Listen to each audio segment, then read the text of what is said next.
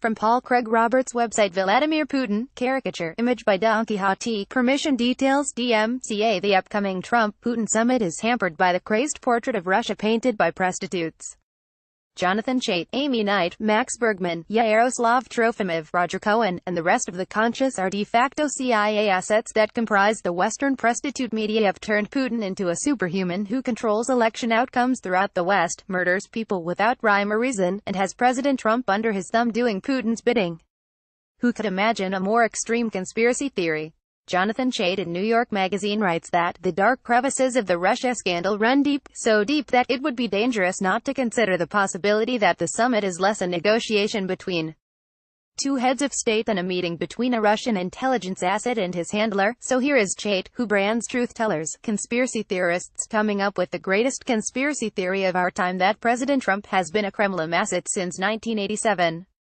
Chait provides a crazy quilt of connections to illustrate his absurd conspiracy theory that it's not necessary to believe that Putin always knew he might install Trump in the Oval Office to find the following situation highly plausible. Sometime in 2015, the Russian president recognized that he had, in one of his unknown number of intelligence files, an inroad into American presidential politics. Chait believes that Russia is also behind the UK's exit from the European Union. Driving Britain out of the European Union advanced the decades-long Russian goal of splitting Western nations apart, and Russia found willing allies on the British far right. Chait gets even more conspiratorial. He admits that Paul Manafort's indictments for alleged white-collar crimes are not related to Trump's election, having occurred years previously in Ukraine. Nevertheless, Chait is certain that Manafort is shielding Trump, even though, according to Chait, Manafort is facing many years in prison. Why would Manafort shield Trump?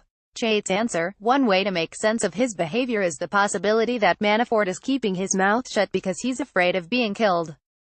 That speculation might sound hyperbolic, but there is plenty of evidence to support it.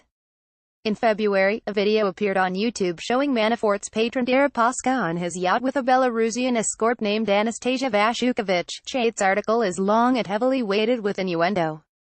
Chait, or whoever wrote the article, possibly the person who wrote the Steele dossier, collects every disparaging fact and fantasy about Trump and assembles them in a way to paint a portrait of a person who must also, without much doubt, be a Russian agent. If the public can be convinced of this, the military, security complex can assassinate Trump and blame Putin for getting rid of an asset who was exposed by the Russiagate investigation, no longer useful, and perhaps prepared to spill the beans.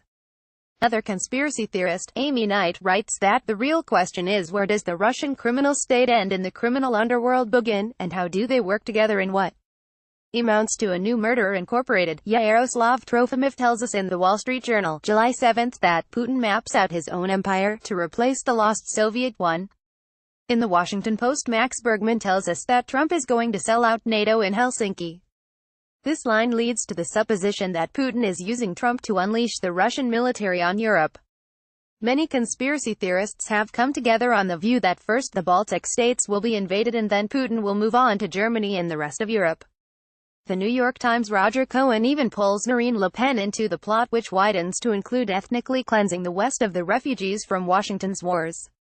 This is the level of absurdity that the American media delivers to the public's understanding of foreign affairs. OpEdNews.com. Dr. Roberts was Assistant Secretary of the U.S. Treasury for Economic Policy in the Reagan administration.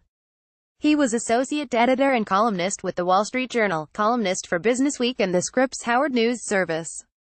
He is a contributing editor to Gerald Salendi's Trends Journal. He has had numerous university appointments. His books, The Failure of Laissez-Faire Capitalism and Economic Dissolution of the West, is available. More, share author on social media. The views expressed herein are the sole responsibility of the author and do not necessarily reflect those of this website or its editors.